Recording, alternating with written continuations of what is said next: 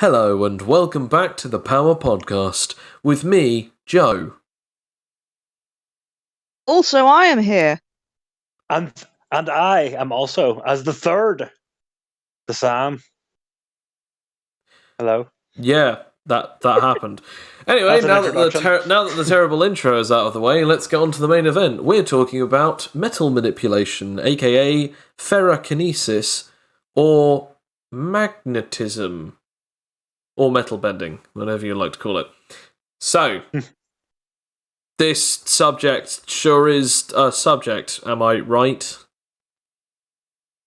Yeah. Awesome. Thank you, everyone, for listening to this episode. If you'd like to check out our... Yeah, I mean, come on. Let's not half-ass this. This is, a really cool power, even though, pretty much 90% of it will be talking about Toph from Avatar. It's definitely Magneto. I'll have you know. I mean, come on, guys. It's obviously not either of those characters. We're obviously going to be talking about a third character that I haven't actually mentioned at all ever before. I mean, Connor kept saying about a character from Ruby who I don't know called Pain or something. Yeah, I know. It's I'm afraid. I'm sorry, our number one fan. Not even sure. I've never heard of any of that. I've never watched Ruby, and I'm not sorry for it. I was actually going to say another character, and I'm completely blanking on their name, but they're from the DC universe. Oh, is it Iron Butterfly? No, no. There's. Oh, Iron Butterfly. I swear she's a Flash villain. She has the ability to manipulate metal. Iron Butterfly.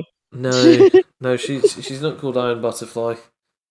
So I wasn't laughing at that. I was laughing at just the idea that's the name of the character that Joe's trying to think of.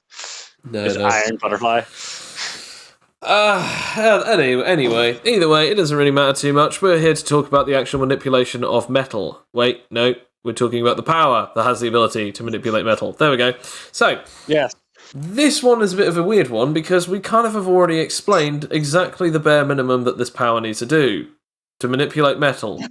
Regardless, let's get into this anyway, and the bare minimum that makes this power, and the most common abilities that are surrounding it. Number 1, the user has a telekinetic ability to control and manipulate metal or metallic objects. Usually, it would at least require them not to require to touch it, although if it is tactile-based, it means that manipulating and bending metal is even easier than any other living creature on the planet. That's my one. What about you guys? Common usual abilities that you would see with metal manipulation, aka ferrokinesis. I would say, I mean, it's not actually common, but it is kind of cool. It's the ability to separate out metals from things. I mean, it's kind of the reverse in Toph's case, where she's able to manipulate metal by finding the chunks of earth within it. But with other metal manipulators, it's finding bits of metal within things that aren't metal and able to separate the two materials out. We'll talk about that in a bit because that's actually another important thing that I want to sort of grasp on. But we'll talk about that in a bit. What about yourself, Sam? Trying to think of anything different specifically that I could think of with metal manipulators. Not really, no. You've kind of classified all the ones I can think of. I mean, yeah, it's pretty simple. I mean, the only other one that I guess I could have said is either manipulating or even understanding or sensing vibrations within metal, but I will say this, which is I'm actually quite surprised that neither of you said this one. Being able to know what type of metal it is by sensing it or being within the user's range. Okay. Because 2 characters come to mind with this. The first one is, of course, Magneto, because he can tell when someone has too much iron in their blood, or, as he actually said in one of the movies, I can smell your adamantium skeleton a mile away. Now, there is a funny thing about this. He actually does say something else like that, similar to that in the comics every now and again, where he can actually tell what type of metal it is that he's manipulating. So, yeah. As for... Oh my gosh, there was another one. As for another character who I'm completely blanking on, they only can manipulate one type of metal. So, because of that, they can tell what is their metal that they can manipulate and what are just other random chunks of metal.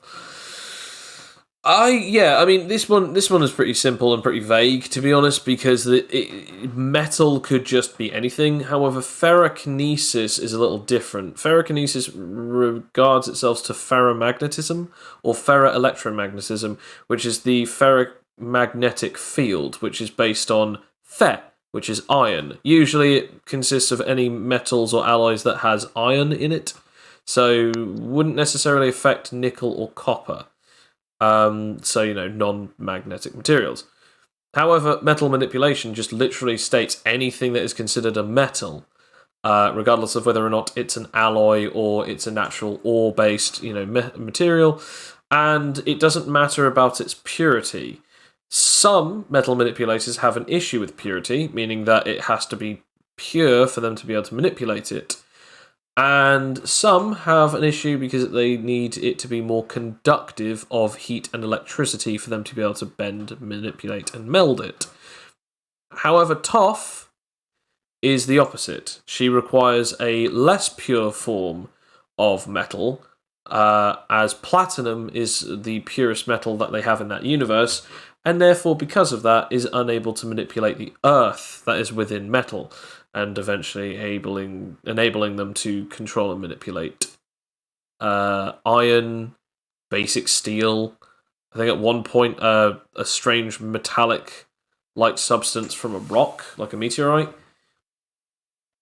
But yeah, so I mean that's pretty much it. There's not a lot to say about this, but we'll actually further go into some of the more interesting things.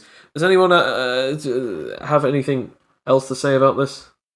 Yeah, actually, I do actually. Something that was posed on Superhero Wiki, believe it or not. There's actually one thing that's part of the power that I've never really seen and doesn't really come up is the ability to generate metals from nowhere. Like it generally the power is like you have to have it around you in order to manipulate it.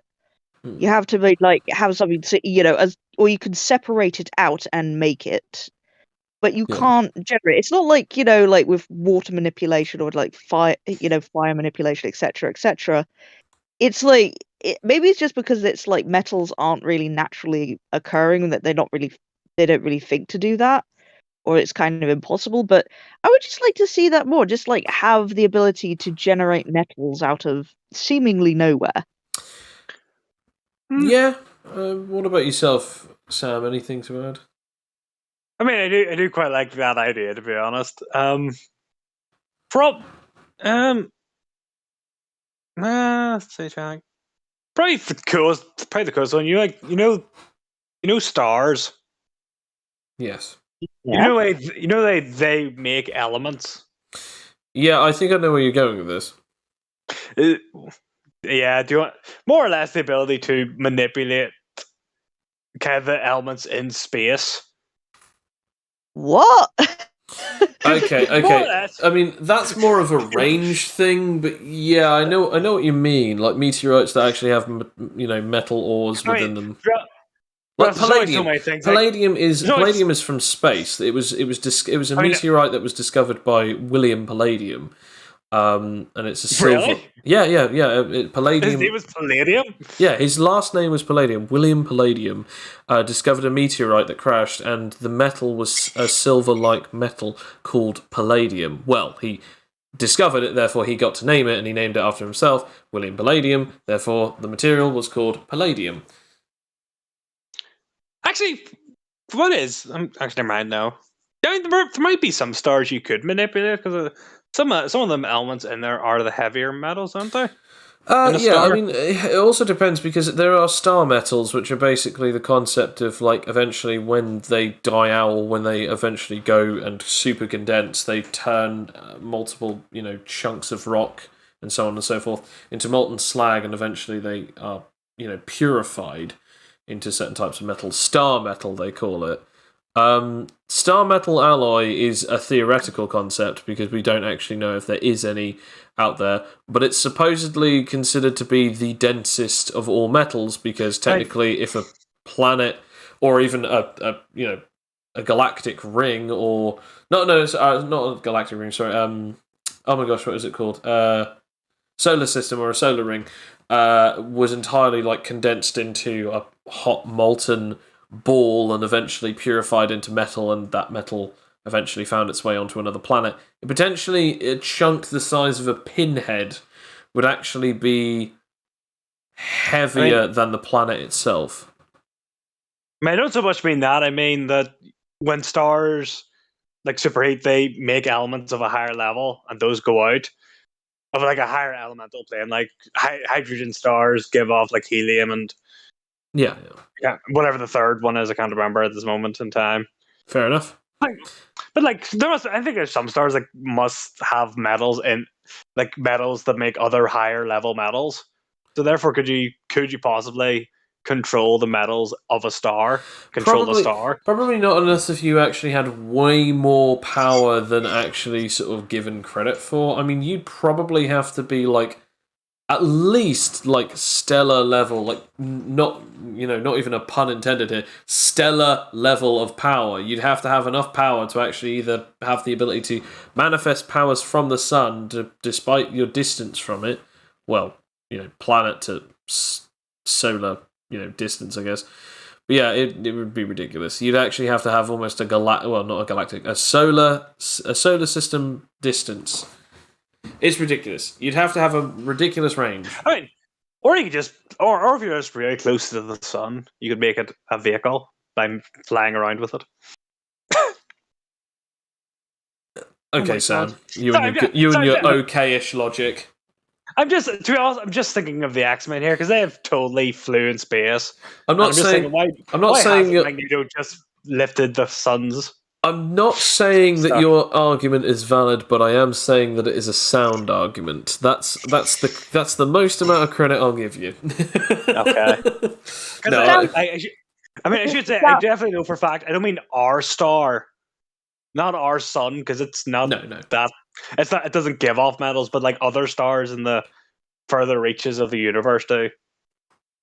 Yeah, supposedly. Anyway. Yeah. Anyway. But yeah, either way, if you can manipulate star metals, then yeah, technically there are certain materials out there that we don't even know about, and therefore, it's. I'd say that it's different than almost any other power that we've ever talked about. Especially in the last elemental one, although it actually does bring up a very good point, which is it is so much more situational than any of the other ones because aerokinesis. Air is almost all over the place when you are a being that lives on a planet that has an atmosphere. Terrakinetic, it basically is anything that is considered natural and earthy, rocky, concretey, whatever. And as long as you're near any of that stuff, you're good. Fire, if you're allowed to generate it, pyrokinesis is really good. If you're not allowed to generate it, you have to only control existing fire. That is a bit of a pain, but you can always figure out ways around it. Hydrokinesis, obviously, hydrokinesis, manipulate water or blood if that's how your power works. Atmospheric abilities, stuff like that. Electrokinesis, again, in the modern world, it's even better.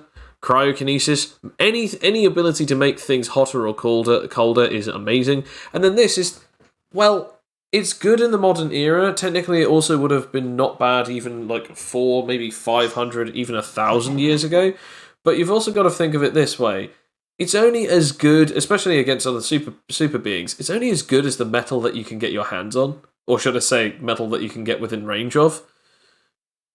Yeah. Because, if you yeet some like tin at someone, it's not really going to be all that great, but if you throw a bar of tungsten at someone, you basically are the winner of almost any argument, considering that tungsten has the highest melting point in all of the metals.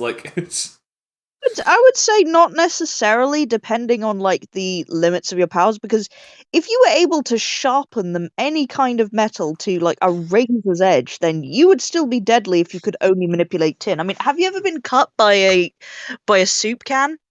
Terrible. Yes. Yeah, okay, fair enough. Good. Yeah, no, that's a good point. That is a good point. I mean, or like even if you could just control gold is really heavy. Oh yeah, like, golden lead, ridiculously heavy. Even if you were to put like 2 bars on someone, they ain't getting up. Yeah, more than 2 bars. Yeah, depends on the size of the bars, but yeah, I get what you mean. I mean, one of my favorite characters who ever manipulated metal is actually not even a metal manipulator. I think we talked about this a couple of episodes ago, if not last episode, where Kane and I were talking about an electrokinetic who had the ability to melt gold and imbue it with electricity, and because the electricity was going around it, it was basically superheating it because gold is a superconductor. And it was superheating it to the point of which it could melt, and he could manipulate it because he was manipulating the electricity inside of the metal, and he could manipulate it, throw it and shape it and meld it into different shapes. And because of that, he pretty much had a ruling over gold, as well as electrokinesis. And yeah, gold is ridiculously heavy. It's relatively quite durable. But I mean, again, if you have a knife made out of gold, again, if it's sharp enough, the whole argument of that would actually be quite difficult. Something that neither of you have actually said yet, heavy metal poisoning as well. Gold can actually kill people through heavy metal poisoning. Lead, obviously, lead poisoning. Mercury, that is also very dangerous. Mercury can be, mercury can actually seep through the skin and kill someone that way. I mean, if we're going with that, we could have said radioactivity, because I'm pretty sure all radioactive elements are metals, aren't they? Granite isn't, but uranium... Well, not yellow cake uranium, but, metallic uranium is. God, no one's going to mess with you. Even that, it's like, uranium fever.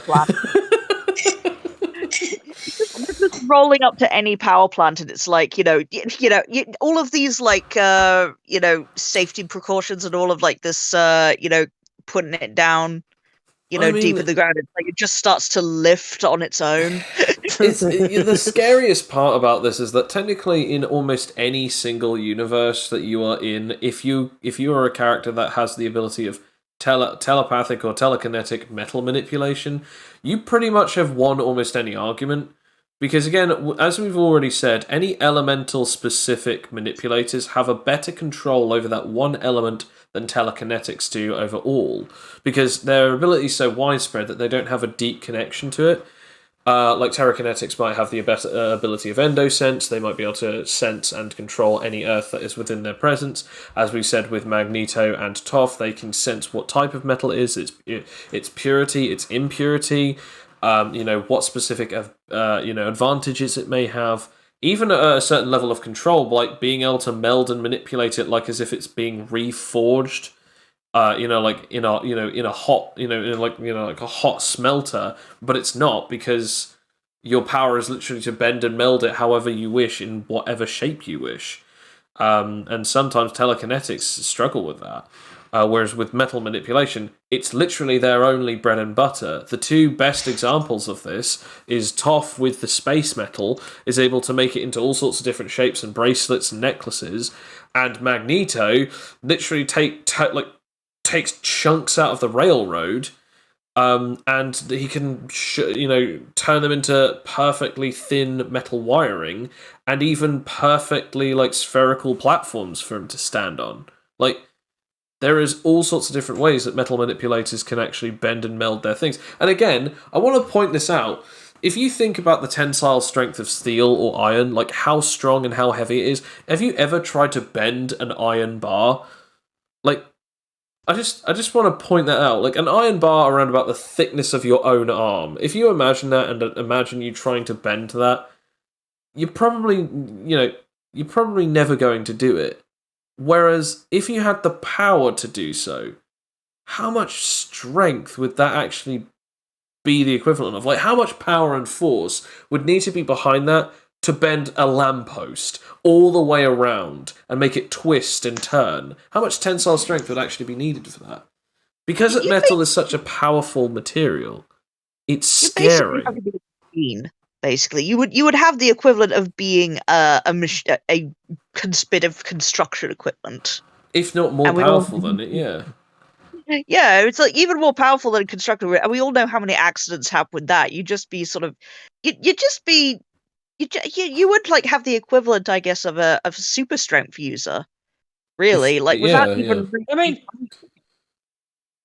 to be honest, it's even better than super strength user because you could decide specifically what parts you want to bend. Exactly. Whereas they have, it's like the difference between a butcher and a surgeon. Well, another answer about this is that like you've also got to think about the limitation of the size of the person with super strength. Like they could bend and break metals, but it's like, you know, from their hand points or from their contact points. Whereas you could just bend the entire lamppost all from the whole thing, like as if it was the equivalent of an entire arm starting from the bottom all the way to the top and bending it that way, like.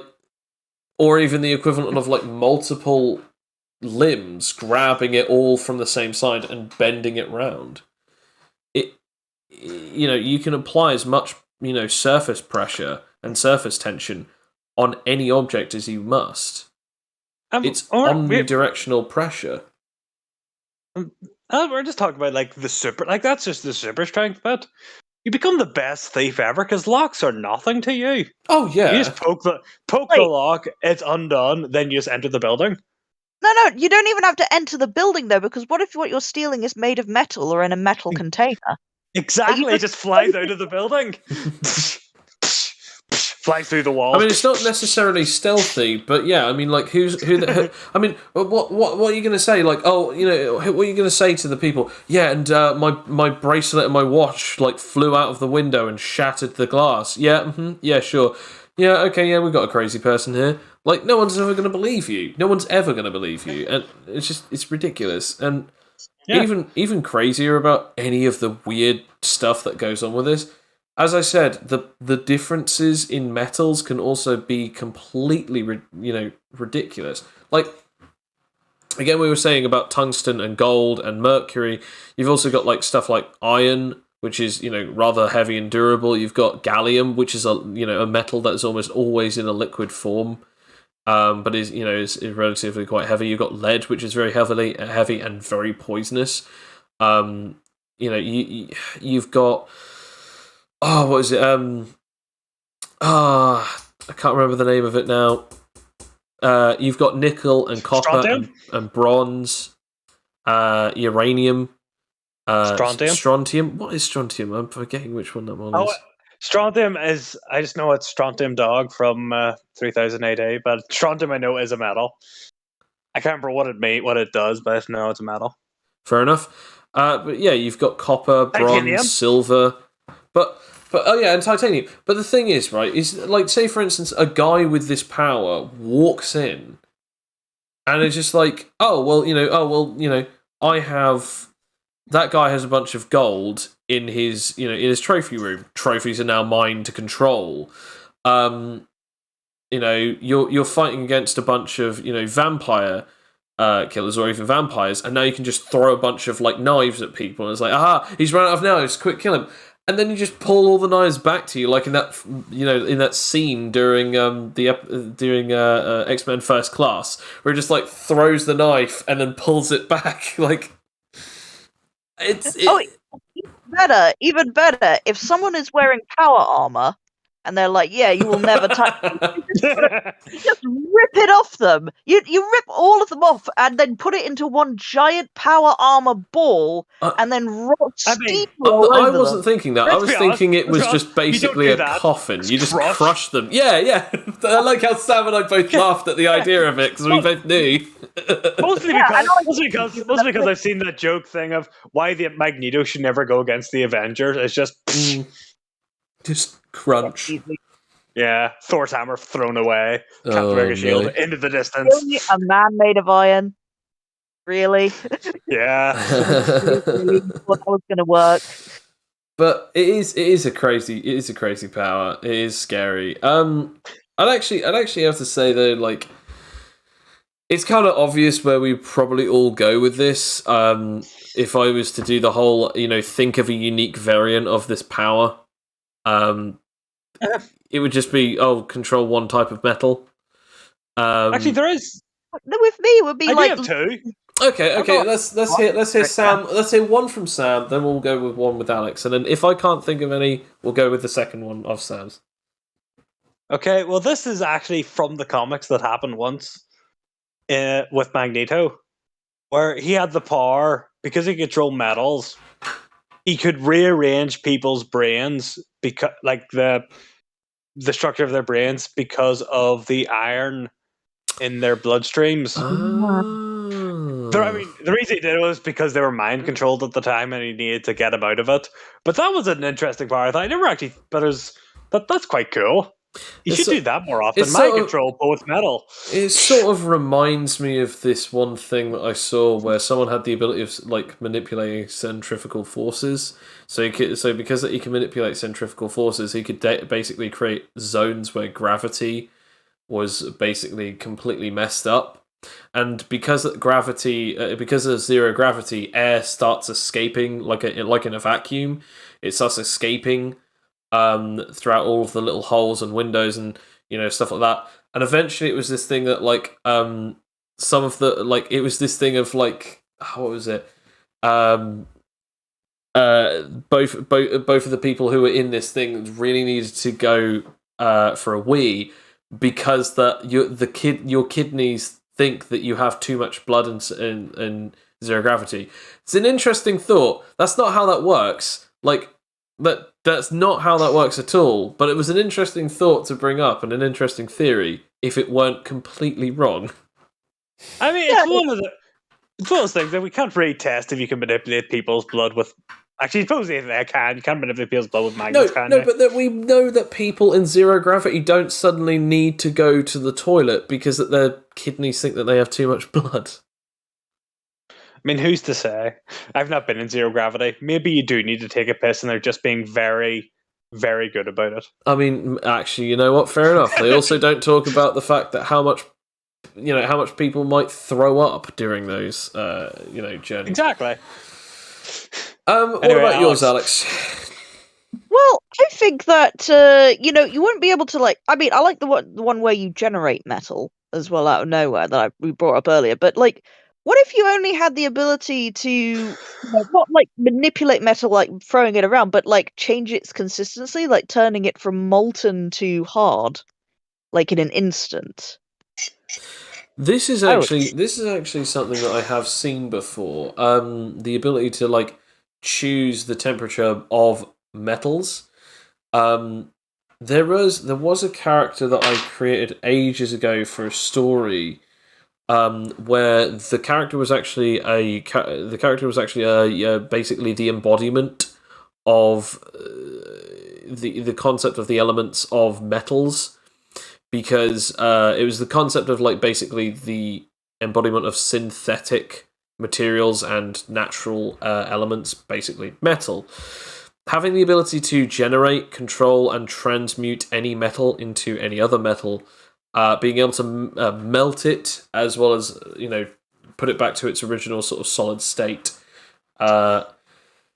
It's quite a scary power because you want to think of how dangerous metal is, but if you had something like iron or tungsten, if you got it to the point of which it's so hot that it actually goes into its melting point, usually when it's beyond red, I wouldn't want to ever go anywhere near metals like that, especially if someone has the ability to not only control them when they're hot, but control when they are hot. Not just control them when they are hot, but control the fact that they are hot and when they will become hot. That's terrifying. You thought that the power armor thing, getting crushed to death in power armor, was bad. What about getting melted to death in power armor? Even if it's just that thing of your power armor, you can't manipulate my power armor because your power doesn't work that way. Yeah, but did no one tell you that I can also heat it up to the point of which it's melting around you, and you're now stuck in a molten prison. Because I gotta tell you, I've heard a lot of those horrible sort of horror stories about that, that blazing bull thing. Terrifying. I would not want to be, melted to death in a coffin of metal. I mean, I must say, this is a D&D power. Yes, it is. Heat metal. Heat metal. The best power. Get it if you ever play D&D as the bard. Best power. Druids can get it as well, can't they? Or is it just bards? I think it is just bards, because it is, I think, unless I'm wrong, but I know bards can get it. Yeah, bards can definitely get it. Yeah. Have you thought of another one, or should I tell you my second idea? Obviously,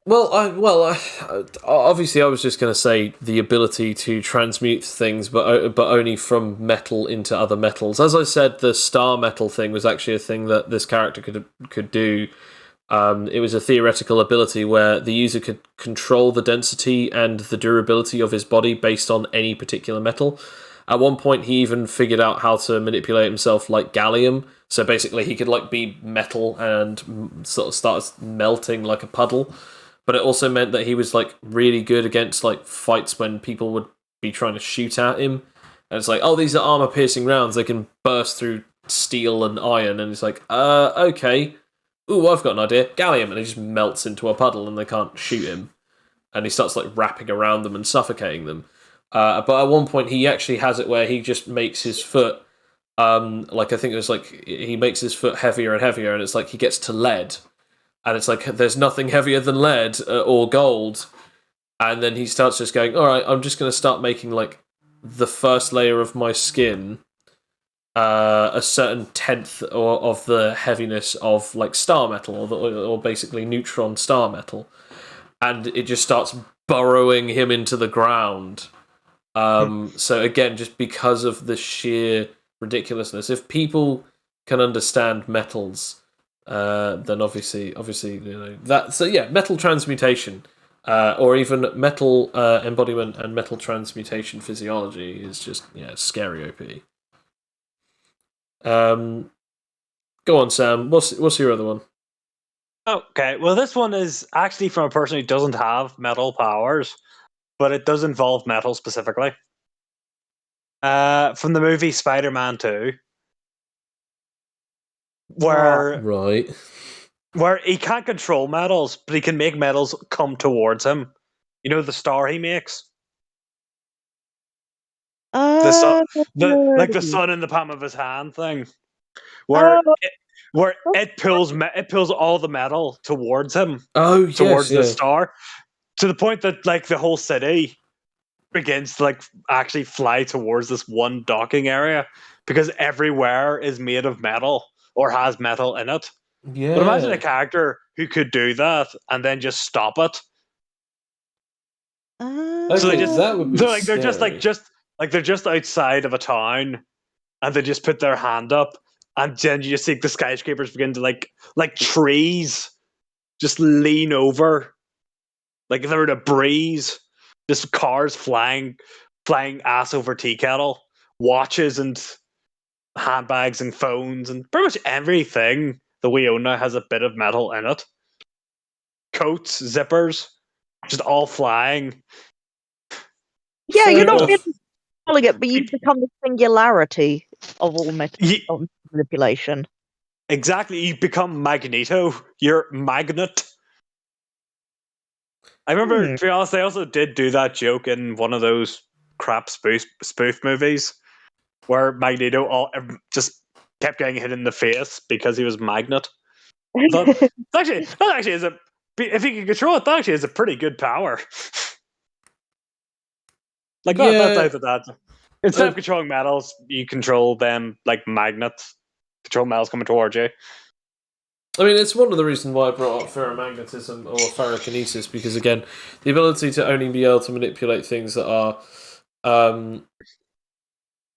the ability to manipulate and control metals that are only considered to be under the ferromagnetic pull is also kind of interesting. Funny enough, as a little sort of Easter egg to that, the During X-Men Apocalypse, when Magneto's one of the Horsemen of the Apocalypse. Oh yes. yeah. He's got those sort of rings of sort of magnetic dust all around him. Yeah, And they start showing up under the sea as well. Oh yeah. They're all in the shape of the ferromagnetic field. I did not know that. Yeah, they're all in the shape of the ferromagnetic field. Also, the bullet that he gets shot by in the Days of Future Past, it's not because it's not metal, because it is. It's because it's made out of a specific nickel alloy. And in the first ever episode, in the first ever film, he's cocking everyone's guns. I saw this as well. Yes, and when he's about to fire one, he chooses one specific one and stops the bullet. He says, "I can't stop them all." He doesn't mean as he's not powerful enough to stop them all. He means not all of them have metal, or not all of them have the metal that he can control. Meaning that in the movies, at least, he is not technically a metal manipulator. He's a ferrokinetic, or ferrokinetic, not ferro. He's a ferrokinetic, meaning that he can only manipulate things that is within the ferromagnetic Spectrum. Yeah, spectrum. Yeah, ferromagnetic. Thank you. So you watched that YouTube video as well, then? I did. However, it's also true because when I was watching X-Men: Age of Apocalypse, I did know a bit about ferromagnetism. So I was like, oh look, it's the ferromagnetic scale. And then and then I saw that video. And I was like, it all makes sense now. Yeah, actually, I just realized we should have mentioned probably a far cooler power is making metals that aren't magnetic. Yes, although that actually ties in with this episode and the last episode, which is electromagnokinesis or electromagnetism, which allows the user to imbue objects with electrokinetic or electromagnetic properties and allows them to become magnetic. It sort of fits more into this one than the other one. I was honestly wondering when someone would bring it up, but yeah. Yeah. I enjoy that ability because it then means that there's a level of unpredictability with it. Because you're like, oh, okay, well, this isn't going to be manipulated, or, oh, well, I don't have to worry, it's made out of nickel or copper, and it's like, I'm safe. Wait, why am I being pulled towards you? Hoist on my own nickel. Now, there are actually two big weaknesses for this power, and I'm wondering if you can get both of them. So, wait, just to make sure, we're talking specifically the Pharaoh one, or like top level. I mean, just thinking to control metals. I'm going to say there are two major weaknesses with metal manipulation / ferrokinesis, and I'm going to give you both one chance each. Do you want to go first, Alex? Yeah, you go first. I have no idea. Okay, well, for ferrokinesis specifically, it has to be a ferrous metal, e.g. one with iron in it. That's one. Yeah. And again, depending on continuity / power, you have to touch it. And, okay. No. You first of all, yeah. I was only allowing one, so Oh, okay. You're asking for both weaknesses. That was us guessing what both weaknesses were. So, well, you gave two answers. We'll now move on. Alex, what about you? What do you think the two weaknesses are?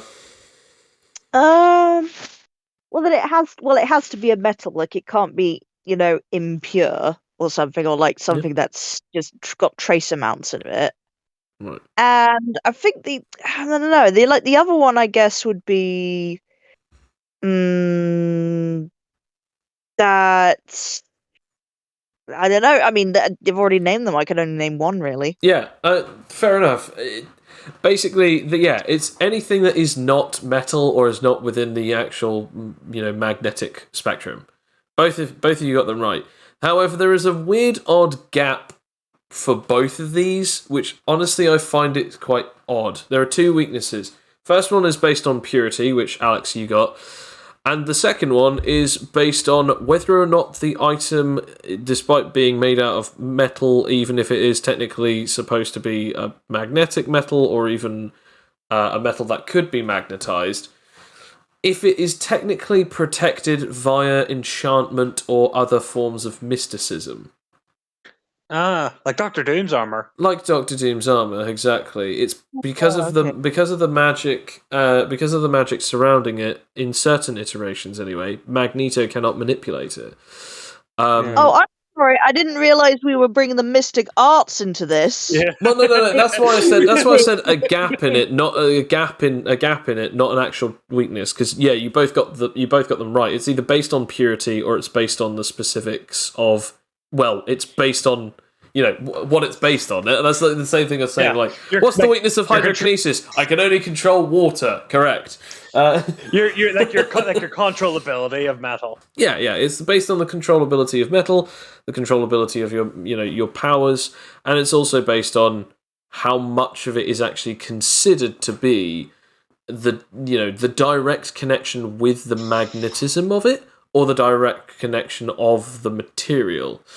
But obviously, in this particular case, I'm stating that technically there is a gap in it, which is sometimes shows, films, comics, they'll just, say this like, oh, it can't be manipulated by blah, blah, blah, it's magic. Or, oh, it can't be manipulated because that it's actually a divine object and it's protected because of magic.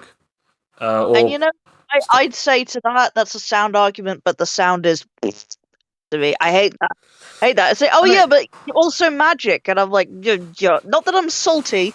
I mean, you are, but I will say I kind of have to agree with you. Don't get me wrong. I like if someone said to me like, oh, the legendary sword Excalibur is wielded by only the one who's chosen by it, and then suddenly someone with a big magnet just goes, hang on a second, turn on magnet, whoom, and then now suddenly I have the legendary sword Excalibur.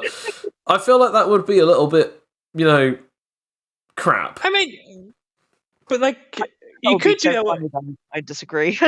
I disagree. That would be hilarious. Thing is, though, you could do that, but you couldn't control the weapon itself. Like, Magneto can technically lift Thor's hammer because it's magnetic, but he can't gain the powers of Thor. Well, technically, he can lift it using his powers because he's not personally physically holding it. Yeah, that's the way around it. Yeah, and depending on iterations, it'll then just turn into wood. Oh, fair enough. I will also turn into a wooden staff. I will also say this, which is actually quite funny. I do personally believe that the whole magic or divine protection thing makes sense if the magic enchanter or the divine being that created or protected the weapon realize that it should probably be protected against magnetism, and if not, tough. Yeah. Let's say for instance, like again in that situation where it's like, oh, it's the divine weapon of the destroyer. It has, it's some kind of great, amazing scimitar sword that can slice through anything, and then someone just goes, it has been protected by all means of attack. There is nothing that anyone can do, and someone just turns on a big magnet and it's now just stuck to the ceiling. It turns out that the gods did not realize about magnets. To be fair, like back in the day, they probably didn't even have to account for that. No, so they're sort of like, this is fine. This is why I'm arguing why this should be a thing. Like the gods, didn't really. But again, some might also argue that certain gods could see into the future and predict before this happened. I'm not saying that it makes sense for everything, but to some extent, it kind of makes sense. This is why I'm happy that Doctor Doom has unmagnetic armor, because it makes a lot of sense considering he knows the world around him. Yeah. He learns magic and technology. It makes sense that he has. Also, go. He knows of Magneto, and they have had a few spiffs in the past. He knows that. Yeah, I better protect myself from this dick. I'd also say something else that is also even more incredible, which is the ridiculous thing about this is that some also state, and this is just I have disagreed with Alex up until now, but I will agree with Alex on this point. Some have stated in their comics and fictional universes that when they are enchanted, the enchantment's natural function, like where it comes from, the magical essence, whatever you call it, actually it basically cancels out the magnetic pull or even the magnetism of the material. And at that point, in on its nature, at that point, I have to kind of agree with you on, yeah, I feel like that is a bit... Yeah. But I also then have to say, we don't really know how magic works, so therefore I do kind of have to agree that fair enough, it could make sense. Like, what do we know about magic? In the words of the great juggalos, magnets, how do they work? We don't know. Maybe, I don't know. Maybe it's like radiation. It gives off a completely different field. That's what I mean. That's the only reason that I feel like it's not technically rubbish. I feel like it's actually quite a good answer for it. It's just that you'd have to actually give a somewhat a decent explanation, because I feel like magic is sort of boring. I mean, I was adamant that I hated zombie games because that they used zombies with guns at some point. And the only reason that they are zombies with guns is because they're zombies, but they're magic zombies. So, and I hate that. I hate it when people use magic as a shortcut and don't give a decent reason as to why. And I just think, well, if you're gonna have, and this will tie back into metal in a second, but if you're going to use magic as a shortcut, you need to at least have it explained relatively as to how and why it's doing this, and even why it matters, other than just going, it just adds another layer of annoyingness or another layer of difficulty. Which comes back round to metal manipulation. Metal manipulation has multiple layers of difficulty to it. Like, for instance, Magneto seems to be all-powerful, but of course they give him electromagnetism or ferromagnetism, and he can, in some iterations, manipulate all metals. He can only manipulate some, and others he can choose to manipulate them, but he can actually technically manipulate all of them, but he has to technically magnetize them first. Regardless of any of these, there is still some levels of limitations as to how he uses them and when he can do some of these ridiculous abilities. I'd have to say that this ability is downright terrifying, but what power would you put it with to make it even scarier?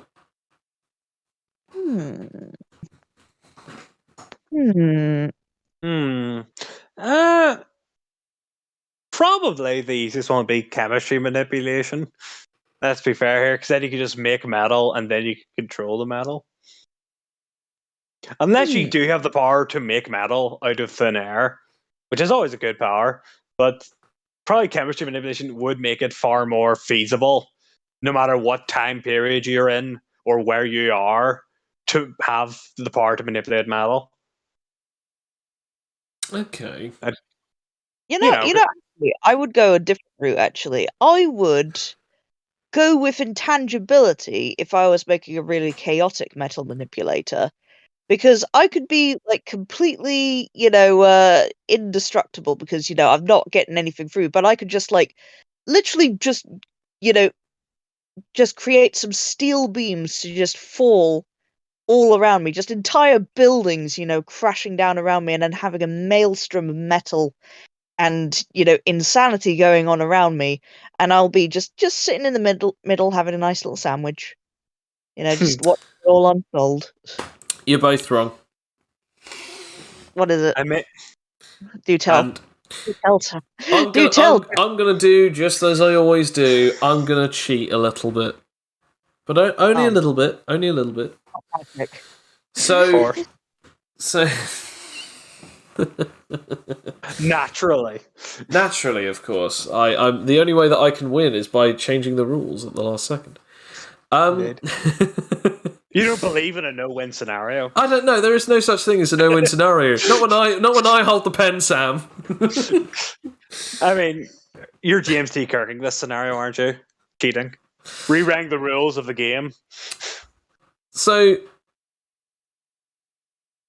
I think that a good power with this would actually be mimicry, but I think the mimicry that would be really good with this is technically the ability to turn into molten metal. Ooh. And the reason I bring this up is because I, at one point, made a unique attribute character based on lava mimicry, but instead they were molten metal. And it was called a slag mimic, as they would become a molten heap of slag, a molten heap of metal. And the ability to manipulate metal and also be molten metal is exactly what you were saying about with the ability to control the temperatures of metal. And it's basically both of those two things. First of all, it was the thing that you were saying, Sam, about pulling everything in. Well, one of the things that we have in lava mimicry is technically the more things that you melt down that are based on the element that you become, henceforth, metal, in this particular circumstance, the more metals that you absorb, the bigger that you become, the stronger you become, the more auxiliary health you'd have. And also you can just, control any metals, so it's like, oh, now they're hot, molten, and, oh yeah, I'll just take those metals and absorb them into me. Give me more! Feed me, Seymour! So, yeah, I mean, that's my sort of cheating one, I guess. One downside, though, is that everyone will call you a slag. That, and there is actually a genuine weakness to this ability. Since it's a unique attribute, naturally it has to have weakness. The weakness is, takes 2 times damage from lightning. Well, I mean, to be honest, there was one we completely just skipped over, which is always a good power with metal manipulations.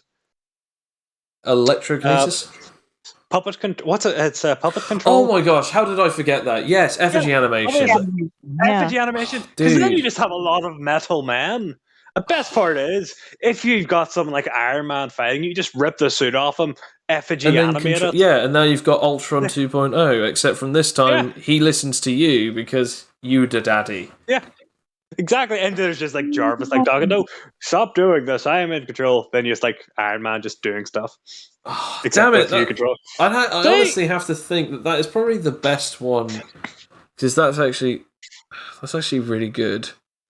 Effigy animation is really good with pretty much every power. Effigy animation is good with almost every single power that we've talked about in this one, except from aerokinesis, because can't necessarily make a solid with aerokinesis, but any other one sort of makes sense, because you can technically still make an effigy out of water or ice or fire. Technically fire. Air is a little difficult. I feel like air is the only one that I probably wouldn't allow someone to make an effigy out of. I feel like if any of you guys came to me as I want to play as a pyrokinetic effigy animator. I want to play as a terrakinetic effigy animator, ferrokinetic metal manipulator, stuff like that with effigy animation. The only one I'd say no to so far out of all of the ones that we've talked about is aerokinesis. Actually, just imagine the most horrifying thing, though, is you could actually, with an effigy animation, you could give your powers to the metal monster, and he becomes the rust monster. As people with guns just begin shooting at him, and their guns just kind of fall apart as he kind of walks towards them. Just absorbing more and more metal, becoming bigger. Oh, there was another one. There was another really good one as well that I cannot remember for the life of me. It was a really quite a decent one that could actually fit really well with it. I said electrokinesis, because electrokinesis actually kind of makes sense, because obviously you can wrap people around in metal and just tase them. I'd actually have to say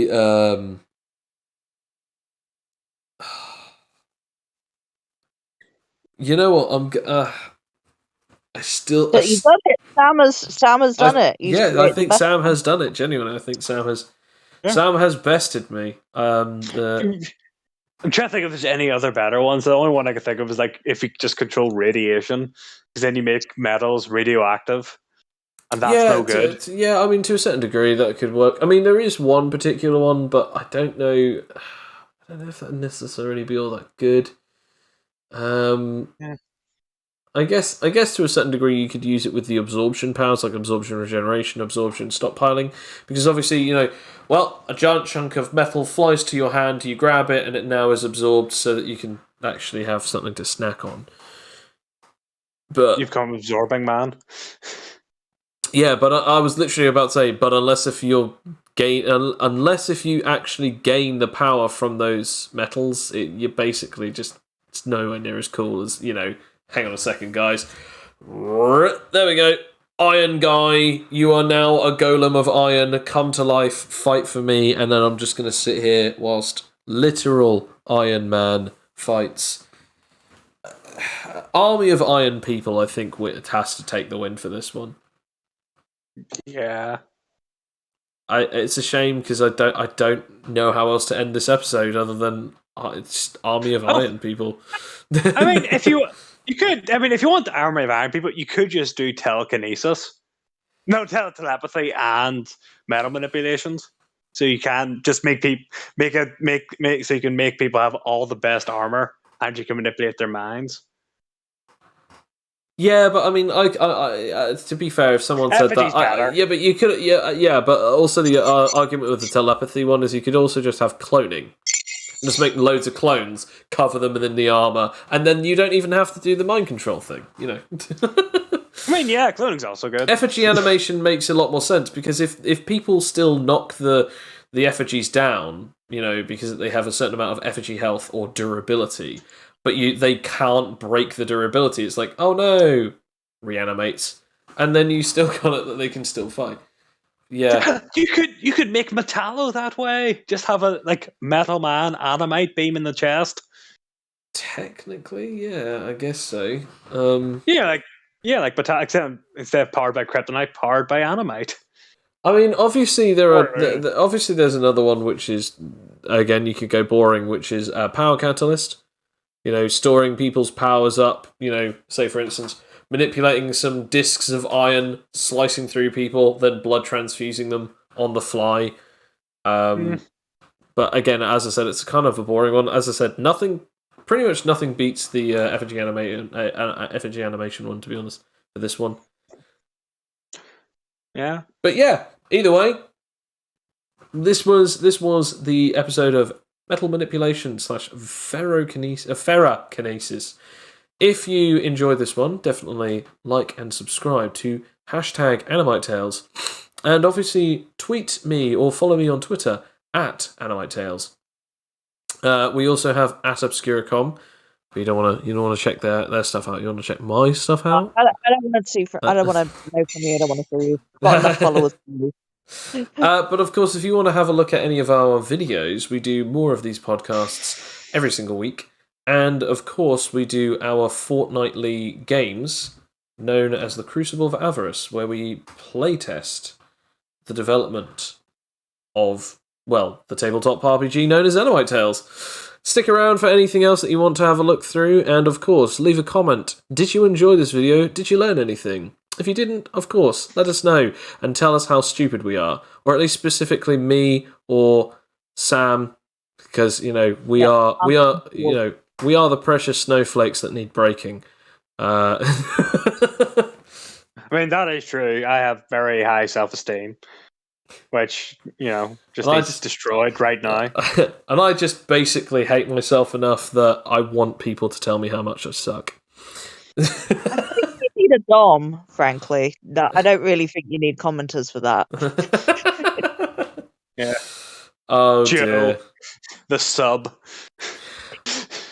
I don't think